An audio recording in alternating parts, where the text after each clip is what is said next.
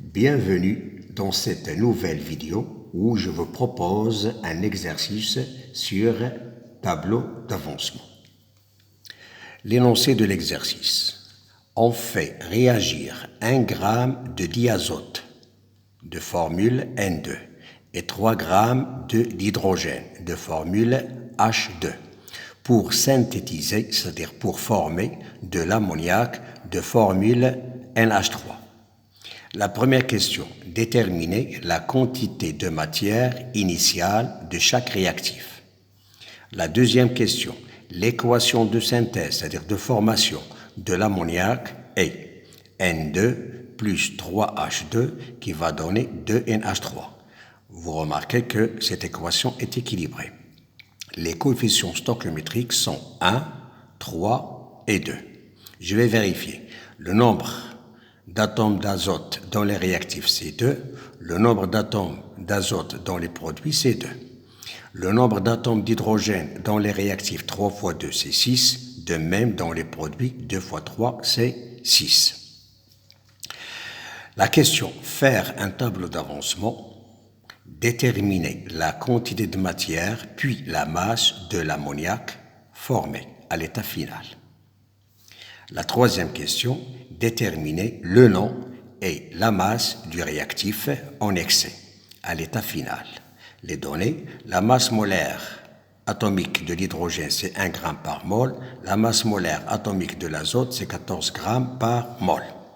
Je commence par la question 1. Dans la question 1, on vous demande de calculer la quantité ou les quantités de matière initiale.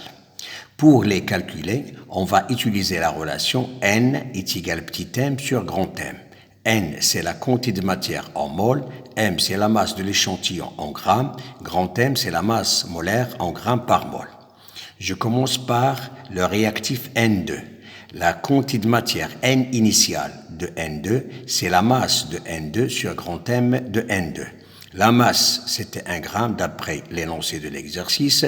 Comment peut-on déduire la masse molaire de N2? C'est 2 fois 14. C'est quoi 14? C'est la masse molaire atomique de N. C'est-à-dire 1 sur 28. En faisant les calculs, on trouve 3,6 10 à la puissance moins 2 mol. Je passe maintenant au deuxième réactif H2. La quantité de matière initiale de H2, c'est la masse de H2 sur grand M de H2, c'est-à-dire 3 sur 2 fois 1. C'est quoi 1? C'est la masse molaire atomique d'hydrogène, c'est-à-dire 3 sur 2 qui va donner 1,5 mol. Et comme ça, on a trouvé la quantité de matière initiale de N2, c'est 3,6 10 à la puissance moins 2 mol. La quantité de matière initiale de H2, c'est 1,5 mol. On passe maintenant à la deuxième question. Dans la deuxième question, on vous demande de dresser un tableau d'avancement. Voilà comment on dresse un tableau d'avancement. J'écris d'abord l'équation équilibrée. N2 plus 3H2 qui va donner 2NH3. C'est l'équation de la réaction. Dans cette partie, on donne l'état, c'est-à-dire on a l'état initial, الحالة البدئية, l'état intermédiaire, حالة التطور أو الوسطية, l'état final, الحالة النهائية. Et dans cette partie, on écrit le bilan, يعني الحصيلة.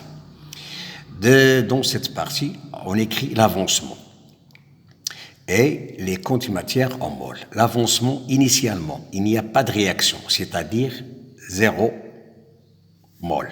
يعني حتى حاجة باقا ما مشات لا من N2 لا H2. À l'état intermédiaire, l'avancement, je vais la noter par X.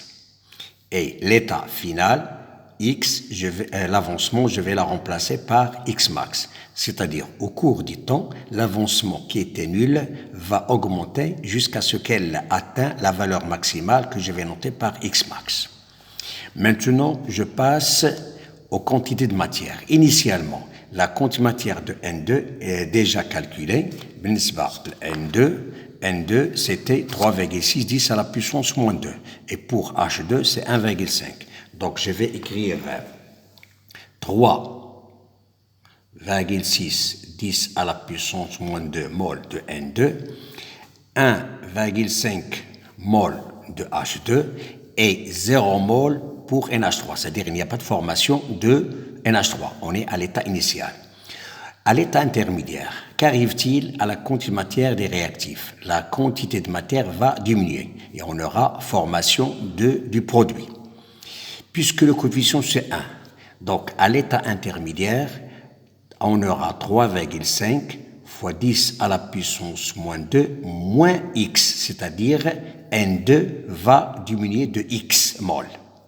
Maintenant, pour H2, on écrit 1,5 moins.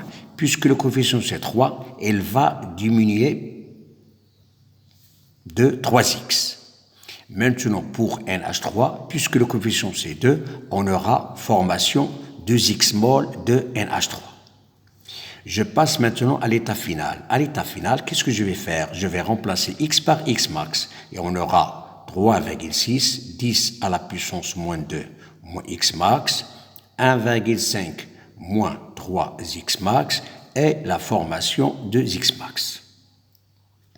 Maintenant, la question qui se pose, comment peut-on déduire la valeur de l'avancement maximal x max et le réactif limitant? Pour trouver l'avancement maximal et le réactif limitant, on va faire deux hypothèses. Première hypothèse, on suppose que N2 c'est un réactif limitant. يعني غنفترض بأن N2 هو المتفاعل الموحد يعني غيتقادى. Puisque c'est un réactif limitant, donc cette équation doit être égale à 0. J'écris 3,6 fois 10 à la puissance moins 2 moins x max égale 0. C'est une équation. Je vais déduire la valeur de x max. X max est égal à quoi? 3,6 10 à la puissance moins 2 mol.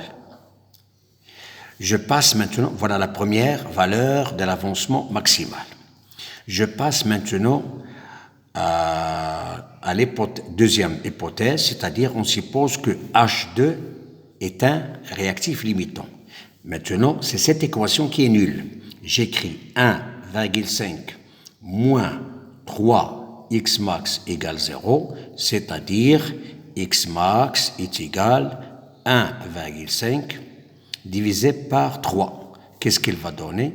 0,5 mol.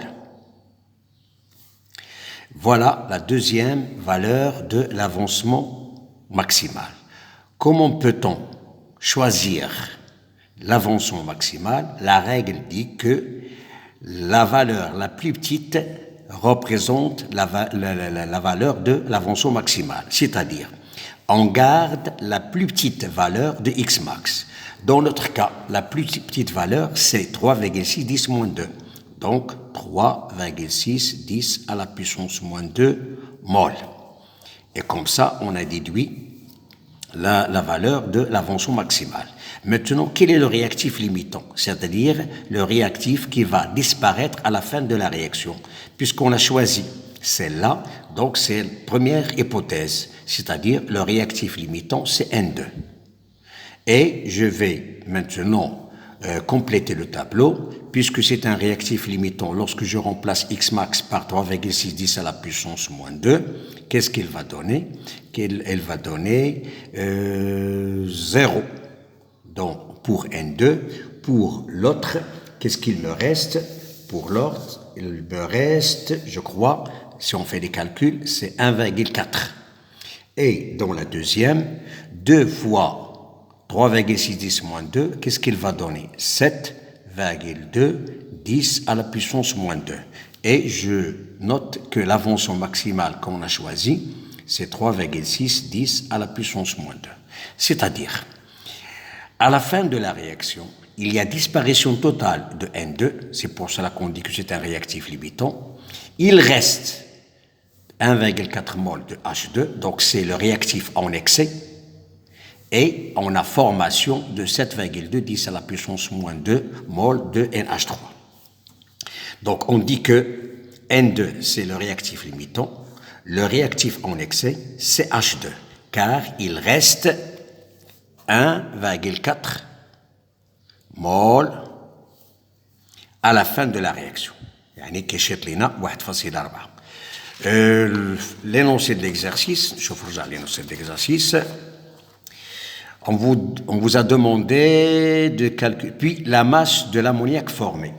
Comment peut-on calculer la masse de l'ammoniac formé? L'ammoniac, c'est quoi? C'est NH3. Donc on cherche la masse de NH3. Je vais utiliser la relation M est égal à N fois grand M. N, d'après le tableau, c'est 7,2 fois 10 à la puissance moins 2 mol, et la masse molaire de l'ammoniac. La masse molaire de l'ammoniac, grand M de NH3, qu'est-ce qu'elle va donner? C'est grand M de N plus 3 fois grand M de H, c'est-à-dire 14 plus 3 fois 1, qui va donner 17 grammes par mol. Donc multiplié par 17 grammes par mol. On va effectuer le calcul et je vais trouver, donc mol s'en va avec mol, et on trouve la masse de NH3 en grammes qui reste. L'autre question, c'était quoi? L'autre question